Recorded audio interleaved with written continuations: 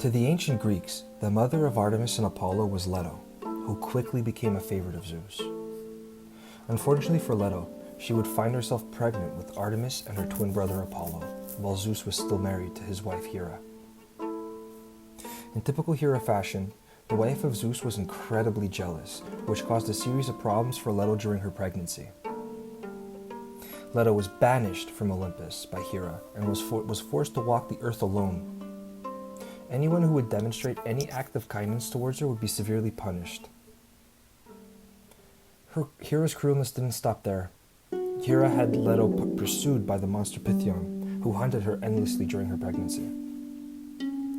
Zeus would eventually intervene by assisting Leto in sending a strong wind to get away from Python. This wind would eventually allow Leto to reach the island of Delos to give birth to her kids, to her twins. All the goddesses of Olympus reached Delos to assist with the childbirth. The only goddess not to be there was Hera, as she opted to stay on Olympus.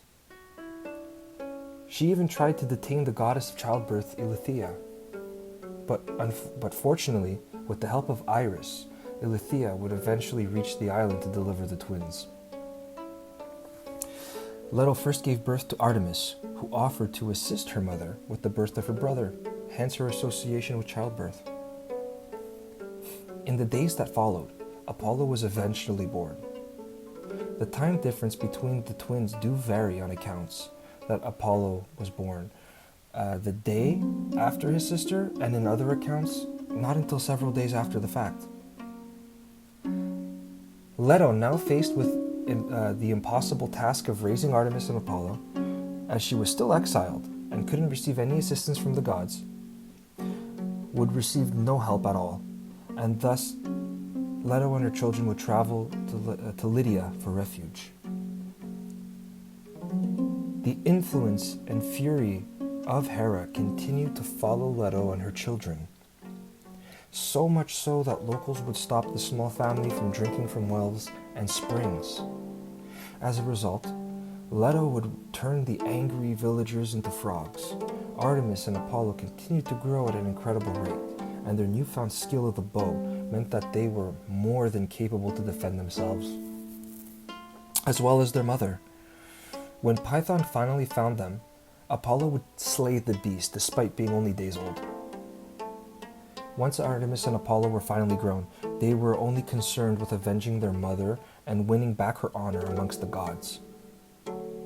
During a ceremony in the name of Leto, the mortal Niobe taunted the goddess, saying she was more deserving of a place amongst the gods, for she had given birth to 7 sons and daughters. The twins were so angered by the insult that they decided the mortal would have to pay for her hubris. Apollo, with his arrows, struck down her 7 sons, while Artemis struck down her 7 daughters. The punishment may come across as extremely harsh, but keep in mind that the twins grew up with their mother being exiled, and most of their upbringing was plagued by violence and hate, as they were always hunted. This punishment was a message to all that they would no longer tolerate this disrespect. It's then believed that the twins, Artemis and Apollo, traveled all the land, pursuing those who turned away their mother during her pregnancy. The strength of Artemis and Apollo meant that their mother would eventually return to Zeus's favor, despite the protest of his wife Hera. The majority of Leto's time after this, however, was spent hunting in the wilderness with her daughter Apollo. Artemis.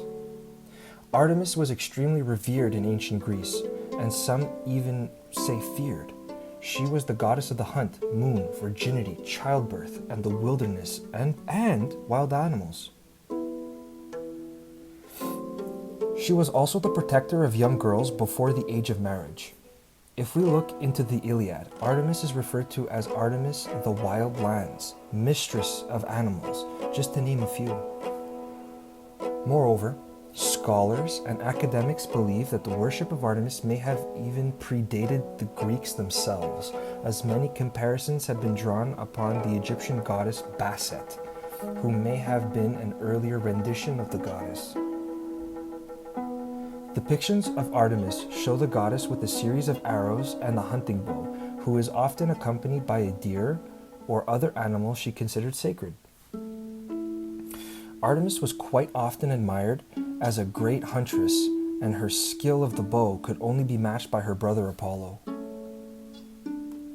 Despite her love of the hunt, she was also a protector of the wilderness and all those that called it home.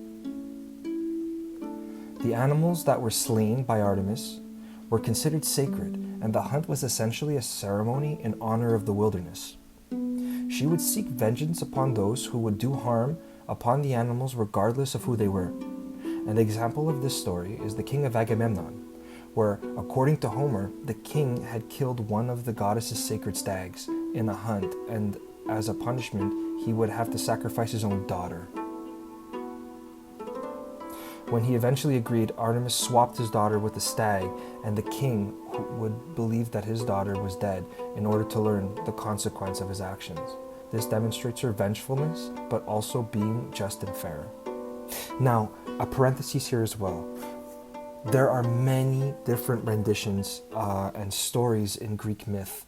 There are several different contexts in which Artemis and Agamemnon play out. This is just one example that I chose to demonstrate for all of you. But I highly encourage you to go out and read the other myths, the other renditions of the myths as well. She was known as a virgin goddess, and the gift of chastity was bestowed upon her by Zeus. Despite the large amount of potential lovers, she remained devoted to hunting and nature. Rejecting all proposals of love and marriage, there were a few companions who came close to winning the affection of Artemis, however, but no one came as close as the giant hunter Orion. He first saw Artemis on the island of Crete, and the two began hunting together. In time, they would eventually fall in love, and Orion told the goddess that he would slay every animal if it would prove his love. Having heard what he said, the goddess of the earth, Gaia, would not let her creations die, and gave birth to an enormous scorpion who would eventually kill Orion. Naturally, the death of Orion brought Artemis great sorrow. She pleaded to her father to immortalize him. And so, Orion, accompanied with the scorpion, were given their own constellations in the sky. There is an alternative to the story in which the death of Orion wasn't by a scorpion, but by Apollo, who struck down the giant with his arrows because he did not approve of the union. The popularity of Artemis meant that she was featured in a lot of the myths and stories of the ancient Greeks, which often led to the goddess transforming individuals into animals, one of which featured the hunter Actaeon and the grandson of Apollo, who found himself on the wrong side of Artemis's wrath. One morning, while walking through the forest, he stumbled across a grove where the goddess and her nymph companions were bathing. He stopped and began to stare. When caught by the goddess, he stumbled and began to apologize for looking at the goddess while she was naked. But Artemis interrupted him, saying, if he uttered a single word or noise, she would transform him into a deer. Actaeon's hunting dogs soon came running to their master, and he tried to silence them by speaking. The goddess honored her promise and turned him into a deer. He began to run into the woods while being pursued by his own dogs, who eventually caught up and tore him to pieces. The story of the Aloedae giants is a story where the goddess herself transformed into a deer. The two giants marched onto Mount Olympus to take the goddess for their own. She then transformed herself into a deer and darted in between the two giants as they threw their spears to kill it. Instead, they missed and killed each other as the goddess sped out of the way.